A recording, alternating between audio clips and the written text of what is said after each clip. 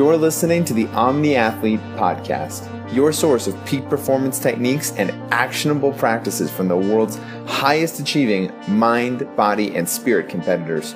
Join host Rich Walkoff, longtime NFL sportscaster for the San Francisco 49ers, on a journey to access your peak performance state and unlock sport as a transformational human experience. Welcome to Omni Athlete. All right, Eben, you were an NFL guy for half a dozen years, a highly drafted guy by the Jacksonville Jaguars. And your career, I don't know if it was a challenge that exceeded your expectations, but you went in with a furious start, and unfortunately, kind of injuries undermined you at maybe what could have been the height of your career. Is that a fair assessment? I'd say that's pretty fair. I think that, the game sort of has a way of rectifying itself, within the individual's experiences, in many ways. Coming in with all of that fury and sort of anger that I did, I was a young guy. At that time, I probably didn't have the maturity to handle all of these draft experts, ideas of where I was going to be drafted. I had this idea that it was either first round or bust. And I slipped to 39th overall. I was a second round pick. And being a guy that really had grown up, my football career was founded on the chip on my shoulder. It was founded on, my style of play, which was going harder than everybody else, playing more violently than everybody else, playing as hard as I possibly could at all times. And, that chip really grew, for lack of a better term, when I fell to the second round. Look, that's an incredible opportunity for any guy, any player, any football player, any young man in America would be incredibly grateful to be drafted at 39th overall. And at the end of the day, I was. That was the beginning of my journey, and I was incredibly thankful to get drafted to the Jags when I did. I didn't necessarily have that appreciation at the time. It was much more, this was my life's mission. This was everything I had worked for since I was 13 years old to get to the NFL. And I believed that I was worth a first round pick, and coming into the league, the reality of the game, I had never been a guy. I'd never been affected really by injuries throughout my high school and college career. I was very much healthy throughout those years. I had a pretty chronic shoulder that would subluxate, basically pop in and out of the socket, multiple times throughout every season up until my NFL career, when finally in my second year, I experienced a full dislocation and was put on injured reserve for the first time ever. And that was a very humbling experience, being taken out of a football season for the second half of the entire year. I wasn't able to play due to injury, my body breaking down. And I think, like I said, I think the game has a way of balancing that out and humbling the people that are in it. Yeah, let me ask you about the anger. It sounds like you talk about a chip on your shoulder, being super aggressive and a high achiever and whatnot. That anger, if not channeled properly, can be your undoing, but it could also be what carries you to the greatest heights. Absolutely. I think that's a really interesting sort of dichotomy of anger, especially when it comes to football. Like I said, my attitude, that inner fire, that rage that I had was really what I believe propelled me to the NFL. I wasn't necessarily the most, I was obviously physically gifted, being 6'6" from the time I was a sophomore in high school, and just my physical body growing from there, filling out from there. My anger and my aggression the volatility in my play was really what, carried me through my career and got me noticed by the coaches, and really got me drafted to that 39th overall position. And at the same time, it can be very blinding. And I had an experience during my rookie year. I had earned the starting right tackle spot in Jacksonville after training camp. By the end of training camp, I was the starting right tackle for the Jags. And I remember, even in practice, I went as hard as I possibly could. And I a veteran lineman, a guy named Vinny Manuwai, who was a fantastic guard for us, a great mentor as a veteran as well. He said, man, you might want to take it down a notch at times.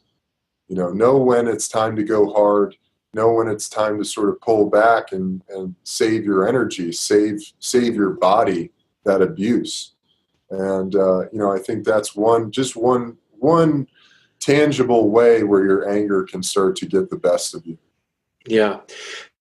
So much is expected of the high draft picks, and you come into the game, you may be physically prepared for the battle in the trenches, but the mental side of it and the consciousness side of it may be under accentuated or even not counted or discounted too much by too many. And that really is the difference between succeeding and failing in professional sports. Absolutely. Only recently have I grew up, I was very lucky. My mother really was a yogi, and was dragging my brother and I to yoga classes basically from the time I was about 12 years old on, and it became, this huge part of my life until really football became the complete focus. But I had this underlying of, yogic practice, mindfulness. I really didn't get into meditation fully until about a year ago, 2 years out of my NFL career. But, looking back, I think consciousness, mindfulness as an athlete is such an overlooked component of your process. The anger, the aggression, the violence, your physicality as a player will take you incredibly far. It'll take you as far as that can go, but that really runs itself out. You see these guys who are playing, 10, 15, 20 plus years in whatever sport it might be. Football, that's much more rare, but these guys have really incorporated this mindfulness into their practice as an athlete, as a warrior. And I think that is definitely something that separates, the guys that are able to continue on to the guys that, their bodies and their minds maybe break down sooner than, they needed to. Yeah. Now, you mentioned having a mentor, the other lineman, a veteran player, but most coaches are in a different paradigm in terms of their view of competition and sports and the athlete and their players. So in many ways, you're at cross purposes. You're trying to get enlightened and enhance and lengthen your career. And the coach may be stuck in that old school mentality about going all out all the time. Winning isn't everything, it's the only thing. And again, kind of the cross purposes, right? Yeah. Oh, absolutely. I mean, you're constantly, walking that line as a player, of pleasing the coaches to doing what you have to do to make sure that you're in the best shape possible to get the job done. Reading David Meguise's book, Out of Their League, I think he illustrates that really well. Even, back to the 60s, this isn't anything that's new. Coaches have really been the sort of hierarchy of, structure as, in this sort of godlike way to the players, this sort of like, everything you do as a player is about pleasing this system or about, making the coaches happy, because that's how you know that you can succeed, and that's how you build your confidence, and that's how you know you're going to be one of the guys on Sundays that's on the field, that's depended on, that's getting all of that glory. But the truth is that, as a player, you've got to do what's best for you. And once you get into the NFL, once you become a professional, I think that becomes even more crucial to your longevity as a player, to your longevity as an athlete and a person, and your growth.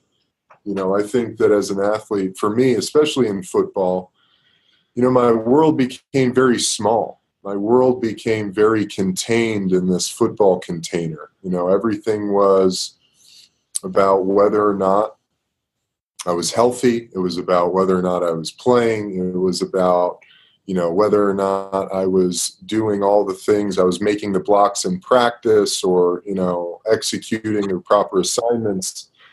And, I lost sight of the fact of, what it means to fulfill myself as a human being, to feel, healthy in a whole way, in a holistic way, one that would really, increase my performance as an athlete. I think you can draw from the well only so much without replenishing it. And these things, like these mindfulness practices, like meditating or taking time to do yoga, whatever that might be, these are incredibly important for replenishing the athletic spirit, so to speak. Mm-hmm. It's interesting because in some old school views, those concepts are mutually exclusive. You can't be the best football player if you're more mindful. Yet you're giving us the strong impression that it will make you a better player and person if you accentuate the broader sphere of living and life and what I'm here for and how I hope to achieve my best. Absolutely. I think that, I wish that as a player I had been more into meditating. I wish that as a player, there was a time in my NFL career where, I was doing yoga probably once a week. And as I got older and the injuries started piling up, my body started breaking down. I was 310 plus pounds. By the end of my career, I was 330 pounds. Dealing with a back injury, sciatic pain, shoulder injuries, nearly every joint and muscle in my body hurt. And yoga really became like a chore, it was like a torture test. Sure. And I moved away from it. I didn't really have the mindset. I didn't have the energy. I didn't have the whatever it might be, the discipline to continue doing yoga through that pain. It was just too much for me, and I moved away from it. And only coming out of my career did I get back to yoga, and I realized how great it is for my body and my mind. But these are things that, like you said, they only will amplify your performance as an athlete. The more connected you can be with the universe, the more connected you can be with your surroundings, the more you feel your feet on the ground, the more you're in your body, the more able you will be to, perform to your fullest ability. Yeah, well, you alluded to our friend at SEC, one of the co-founders, Dave Megacy, who was a pariah a half a century ago. And it sounds like you were the iconoclast too, that you looked at things differently and it didn't exactly embrace the conventional wisdom, which could put you on the outs. I don't recall, did you play for Tom Coughlin in Jacksonville? I didn't. I had Jack Del Rio and then Mike Mularkey. Yeah. Okay. Well, two well-respected guys in my assessment of it. But were you, in some ways, the iconoclast, the pariah, in a way, as you evolved as a human being that was more independent and more broad thinking than the conventional? Just follow the orders, just do it, kid. You're here to not think, just do, right? Yeah, for sure. I think I was on that balance beam for a lot of my career. You know, on one hand, I was very much the golden child of many of my teams from high school through college. Even in the NFL, I was a team captain. I was always a team leader. You know, I was always a guy that, you know, coaches really looked to provide them with an example for the rest of the team. Yet I had this underpinning of spirituality, of, you know, my connection to the greater whole, you know, through yoga and meditation, you know, much more the concept of meditation than the practice until later. But, you know, I was also, you know, that part of that, and part of which I think kept me at this sort of, not introspective, but extrospective place of being able to look at and see, you know, sort of the inner workings of the system of football. You know, I was raised by very holistically minded parents, two people who were very much of the idea that, you know, you take care of yourself. Food is medicine. You exercise to heal yourself, and use whatever natural means are available before, you know, going to a doctor to be prescribed some medication. You know, that being said, that really carried into my athletic career, especially when I got into the NFL, dealing with injuries on a you know, constant basis, constantly having to revive my body to get ready for another day of the grind, whether that was practice or a game. You know, the work days of the NFL are, you know, you've got about 6 hours of meetings spaced out in 2 to 3 hour chunks throughout the day. You've got a 2.5, 3 hour practice. You've got an hour and a half of weightlifting. And, you know, this is a full 100% of your energy type of job. You know, you come in at 6:30 in the morning and you're not leaving till about 6 p.m. at night. And by the time you get home, you're incredibly adrenalized. You've been running on adrenaline and testosterone and cortisol, just these fight or flight hormones that keep us really engaged and active in this sort of hunter mindset. That becomes really difficult to come out of. You know, it's once you're locked in, especially after years and years. You know, you talk about these guys who've been in the NFL for 5-6 years, guys who've been in the NFL for 10 years. You know, you've trained your body in this way, this cyclical pattern of constantly being in a state of fight or flight response. And that becomes really difficult to heal and get out of. It's a deep nervous system effect that the game has on you. That's why we see so many instances of domestic violence and, you know, alcohol use and drug use. And NFL players, football players are 4 times as likely to abuse opiates as the average American. And that's because guys are searching for a way to deal with the pain, the internal, mental, emotional, and physical pain that they're dealing with, that they don't understand why, because we've created a mechanism in our body to keep us in this unhealthy state, the fight or flight state constantly. And really in that experience, dealing with these injuries and pills, you know, the way that pain is dealt with in the NFL is prescription anti-inflammatories like Cataflam, Indocin. These are Toradol, exactly right. And then you've got the opiates. Obviously, you've got Percocet and Oxycontin and Vicodin. And these things just wreak havoc on our bodies. You know, and for me, coming from having this background of holistically minded parents, I really gravitated towards the cannabis plant. And I consumed cannabis throughout my NFL career because I realized, you know, anytime I took these pills, these opiates, it made me feel insane, made me feel crazy. It brought my rage and anger to this superficial level where I was lashing out at the people around me, people taking care of me, in this very victimized state where I was unable to tie my shoes. I was unable to get dressed on my own.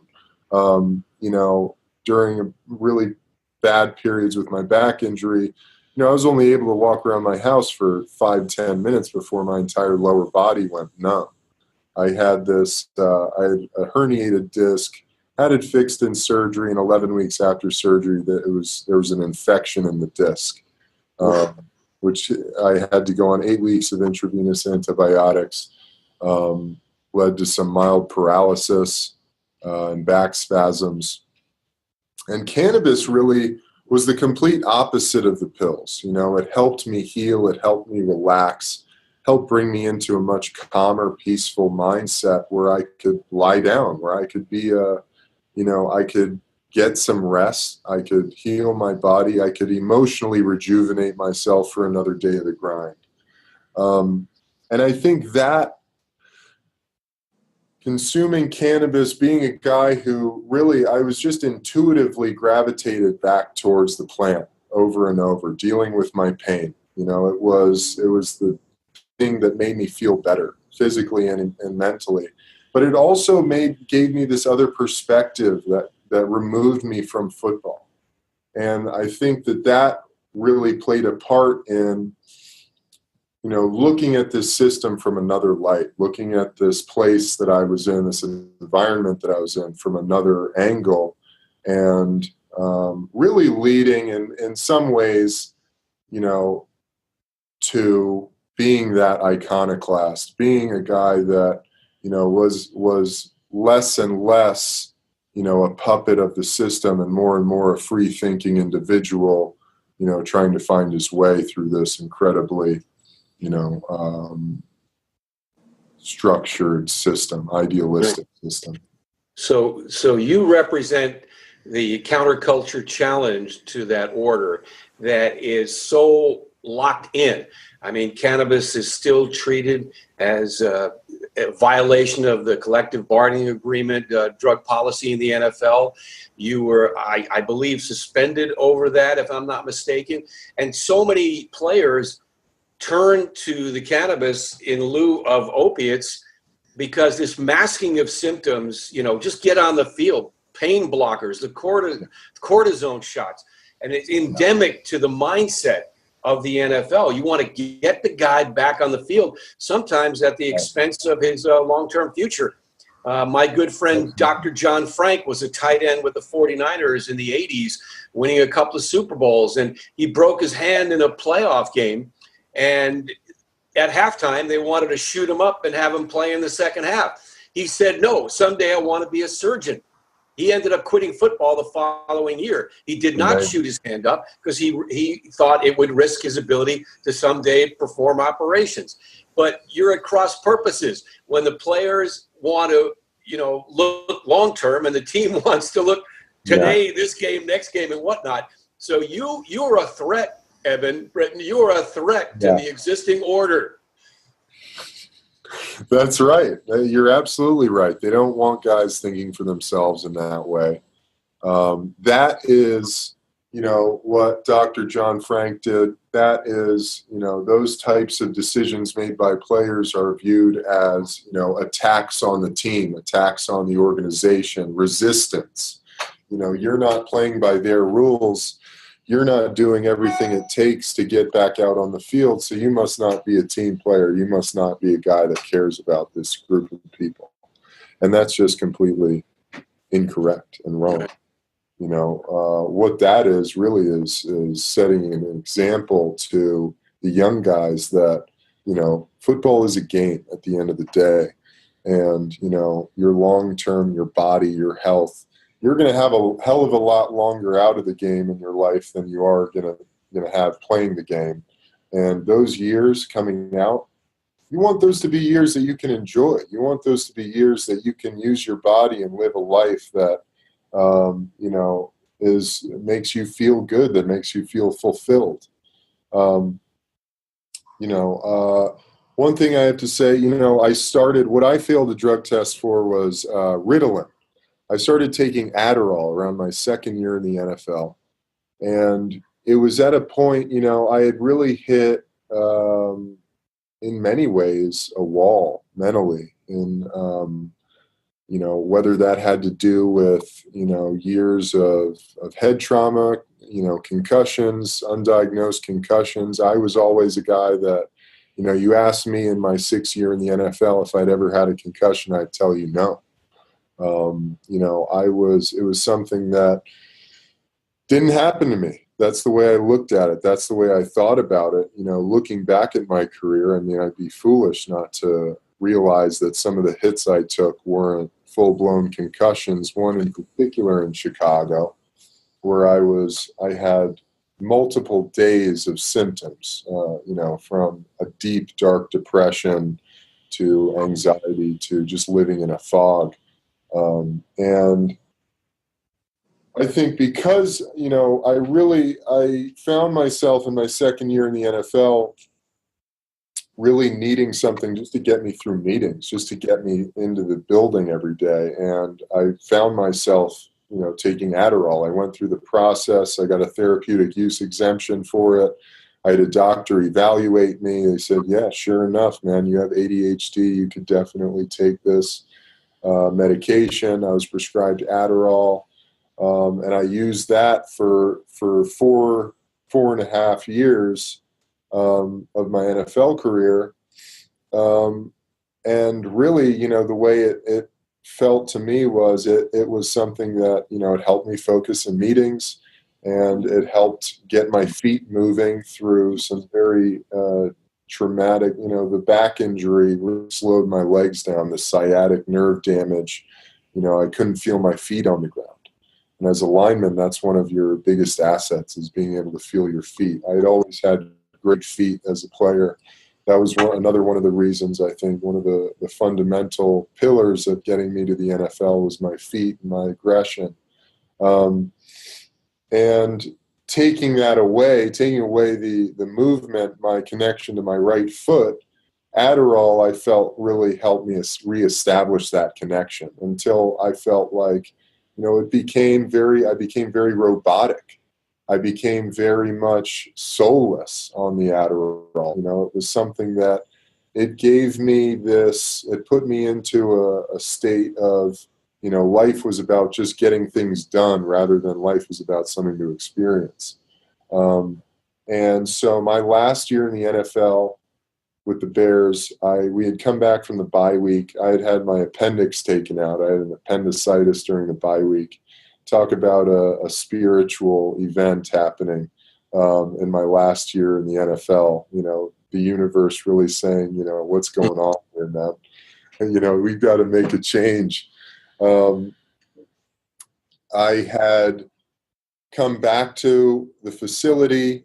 I didn't have my Adderall prescription, and I took a teammate's Ritalin, thinking that these are 2 compounds that treat the same disorder. It's not going to matter, the difference between Adderall and Ritalin. Sure enough, I was wrong. I had a drug test later that day. I tested positive for Ritalin, which I did not have a therapeutic use exemption for, and I was given a 4-game suspension. I didn't get that letter until the end of my 6th season. And really, it looked at me, I had this moment that year sitting in meetings, watching film, going, I don't know what I'm doing here. I was going out to, physically dominate the guy across from me. I was going out to, exact all my pain and revenge on the defense. And, and that's what carried me through. And when I found myself sitting there going, man, I like that guy that's sitting there across from me. I like that defensive end. That's a good man there. I don't have that urge. I don't have that killer instinct anymore. Second of all, I'm battling through injuries, and this guy running the film room, the coach, our offensive line coach, sitting back there running this meeting, he doesn't give a shit whether or not I'm battling through injuries.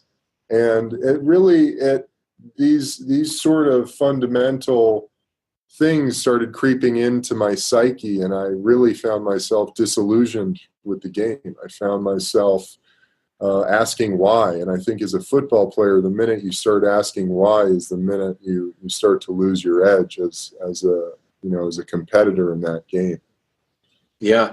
Well, yeah. And you talk about your cannabis use. it didn't derail your career in the sense of the suspension, as you pointed out with the Ritalin, unfortunately opting for that over the Adderall. But let me ask you about the times that I understand you played after smoking pot. Yeah. And on the field. I think that's fascinating because, some view it as a recreational drug or, Schedule I federally, which is pretty preposterous. But very few would perceive it as performance enhancing unless you're an Olympic snowboarder, which has always been the greatest joke, I think, of all time. The guy's getting high and then doing incredible spins and tricks in the snowboarding. But I couldn't fathom it being enhancing in a football realm, although you and Josh Gordon may have something in common there, I guess. Yeah. Well, I hope Josh is really finding his way. It looks like, he's back in there. That's a crazy story in itself, and I'm interested to see how that plays out. But, for me, it was I'd gotten into, pills had just become a daily part of my regimen. I couldn't really get through a day without taking some sort of anti-inflammatory or taking an opiate to get ready to play in a game or practice. And, being a guy that was really in tune with my body, those things made me feel incredibly strange. They took me out of my body. They made my stomach hurt. They made my mind foggy. And it was the first time I experimented with it, with cannabis before a game it was a preseason game in my 4th season with Jacksonville. And I had an opportunity to go home before going to the facility to get ready for the game. And while there doing my typical routine of stretching and a hot bath, I decided, hey, I'm going to smoke a little of this joint and see what happens. And it really, it gave me the effect of relieving the tension and the pain and the physical ache from my body. It really kept me in my feet. It kept me physically aware. It kept me connected into my environment. And so, having that experience, really broke down a lot of boundaries for me as well. I think as a young guy, I was always very affected by the stigma of cannabis, by this stigmatized idea that, if you were an athlete or a jock, you weren't somebody that was smoking reefer and, a stoner. Those two things were completely different paths of life. So I was always very aware of any coaches finding out about it or anyone, thinking that maybe I was a stoner. And so I was very very wary of that old idea that, man, if you smoke weed, you're not doing anything but watching a movie and ordering a pizza, but something about it, I had faith in, through my experience of, this had become a very rejuvenating element in my athletic career, this cannabis. And I thought, this is a preseason game. I'm probably not going to play more than a half of this, and I'm really tired of these pills. I've been just run ragged with these things. So let me just give this a shot. And I thought it had a much more positive effect on my playing experience. And you played a regular season game or two or more after? I played a handful throughout. Yeah, I played a handful of games throughout my career where I'd consumed cannabis sometime or,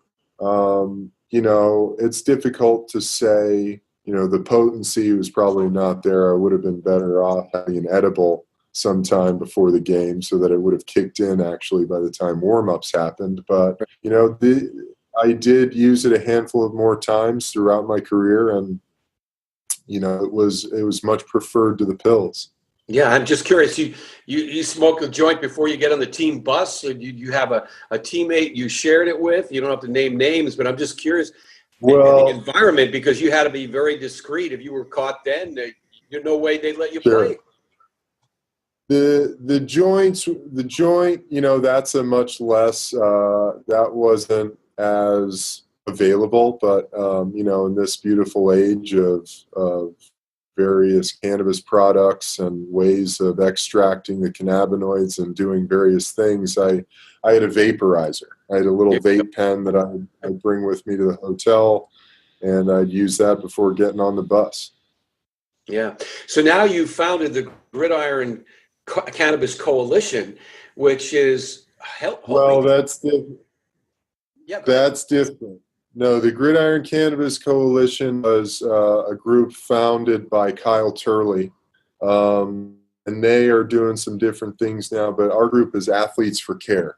Athletes for Care is the group founded by myself, Nate Jackson, Jake Plummer.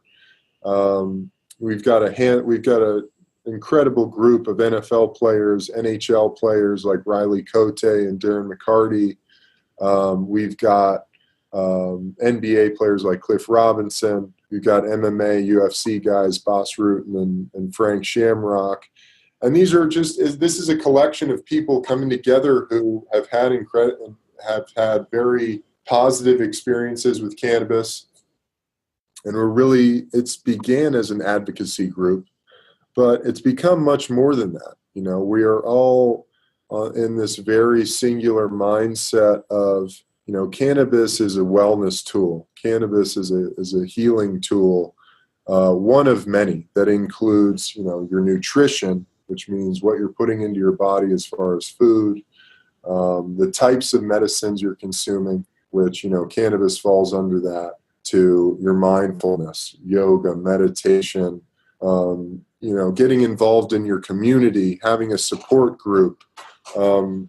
This was really, we wanted to create a safe for athletes, a third-party hub for athletes and get this type of information, feel supported, feel like they could go and share their experiences and get help dealing with the isolation and, the depression, the anxiety that come with this grieving process of transitioning out of your sports career into your life as a human being, re-identifying yourself as a person. And, especially in football, because it requires so much focus and so much, singular attention as an athlete, I think that many of us, sharing these experiences, realize coming out of our careers, we have very few tools for dealing in regular society, in normal society. We've had people putting together our schedules for nearly our entire life from the time we wake up till, basically we go to sleep. We've had, people taking care of things for us, from bills to the meals we eat to, our pets to, just every single aspect of an athlete's life is handled or managed in some way. And coming out of that life and having to re-identify yourself as a person, you've got to learn all of these skills. And you've got to learn these tools. And, many guys, didn't have a plan B coming out of, their football careers. They didn't, go to college for anything in particular. They went to college to play football and to be football players. And so, providing programs for financial education, for entrepreneurial education, for understanding how to start your own business, Athletes for Care, we really wanted to supply that. Well, that's awesome, because much like returning military members suffering PTSD, there are very many parallels. Everything is, as you point out, taken care of for you in a way to facilitate your best performance on the field, but it undermines your ability to deal with life after the game is over, because in some ways it's a social retardation. You may be a 28-year-old, but you're behaving like an 18-year-old because you haven't been independent in any way, shape, or form in your life until that point. And look at the numbers of, tragedies and bankruptcies and drug addiction and suicide and depression of athletes post-playing career. Absolutely. The numbers, it's more than we'd care to understand. My wife is part of this group on Facebook of over 2,000 women who are wives of former NFL players. And the stories of what these people are dealing with are just heartbreaking and tragic, and these are guys that, you've trusted the system, you've trusted the doctors, you've trusted all these people that, carried you through your football career. And now you find yourself losing your mind in addiction with, these guys are addicted to more than one pharmaceutical drug, whether it's an antidepressant, antipsychotic, the painkillers. These guys are losing their minds, they're losing their families are falling apart. And, if they had some of these tools, if they had the education and the understanding of, cannabis is actually a neuroprotectant, it helps the brain heal from concussions and the brain trauma. It's also an anti-anxiety and an antidepressant. We have this endocannabinoid system in our bodies that helps us function, it helps us heal. These guys have no concept of that. They have no idea that, there's a group, for lack of just the reality is that when guys are done in the NFL, you're walking out of the facility with a box of your stuff and you don't really hear from anybody again. It's not like people are calling to check up on you, to help you, on your journey out of football into the next phase. It's really, it's like a switch gets flipped and you're a football player one day and then you're not. And you're no longer on a team. You have very little support. The PA, I think, is getting better. They've got this program, the Players Trust, which provides guys with some of these programs and educational support and stuff like that. But, the reality is you're expected to kind of move on into the next phase of your life, ride off into the sunset and be merry and fine. And, and that's just not what guys are dealing with. Yeah, you're ill prepared for that. So this is awesome that you've come to this realization. Unfortunately, like most, it came at the back end of your career rather than going into it. And only a handful of organizations in the NFL, I know Pete Carroll with the Seahawks and Bill Walsh years ago with the 49ers, brought in advisors and counselors and life coaches, if you will, who would help players acclimate to the affluence, to the pressures, to the influences that could undermine their ability to maximize their careers. But the prevailing sentiment or the prevailing view in the NFL is just get ready to play the game on Sunday, and we don't really deal with those other aspects. Their distractions are ancillary to the agenda of winning that game, right? Yeah, absolutely. I mean, I think that it's interesting to see the coaches that implement these sort of mindfulness techniques, like you talk about Pete Carroll's. I know Pete is, a very spiritually minded guy on his own. I know in various ways, and I think that shows itself in the success of his team year in, year round. You've got a group of guys that, they've really put together a great team in Seattle. They're always in it. They're always contenders. They're always competing for, a high level playoff spot, even a Super Bowl. And I think that, one of the reasons for that consistency is implementing these more mindful practices in this Warriors environment. Yeah. We talked with Pete last year at the SEC Festival, and he talked about this tribal connection that the team has and trying to get every player to be the best they can be and then just work that within the system of the team. I was in the Seahawks locker room that couple of Thanksgivings ago when they brought the platter of turkey that was on the field before the game and winning in Levi Stadium over the 49ers, and they actually brought the turkey in after the game and were gnawing on these big turkey legs, and it just harkened back to some primordial time when on the hunt you have the feast, right? And all these guys, the music was pulsating in the locker room, and Michael Bennett and Richard Sherman, the leaders, were like chieftains. And it was a palpable, powerful vibe. John Schneider, the GM, was high-fiving guys as they came in, as they conquered their rival en route to another playoff appearance. And it was just invigorating and electrifying experience. And I was a member of the 49er radio broadcast, so that I was walking into the enemy's turf, you know? Yeah. It was just a powerful moment. Absolutely. And I think that football is really one of our last sort of, institutions that provides that sort of tribal opportunity. I think as people, we're such tribal beings. We function at our best in tribal settings, because roles are carved out. There are initiations. There are, it's very ritualistic in the transitions throughout life. And I think that football really demands that. The guys to have a positive experience, to really fully embrace the idea of, being a professional athlete, being a professional football player. You've got to instill that tribal atmosphere, that tribal idea, that tribal idealism that Pete is doing such a great job of. And he did it at USC. I remember as a junior in high school, I was invited to, might have been even a sophomore, I'm not sure, but I was invited to one of the USC's first spring practices. And I walk into this meeting, it was probably, 8 o'clock in the morning, their first meeting of spring ball.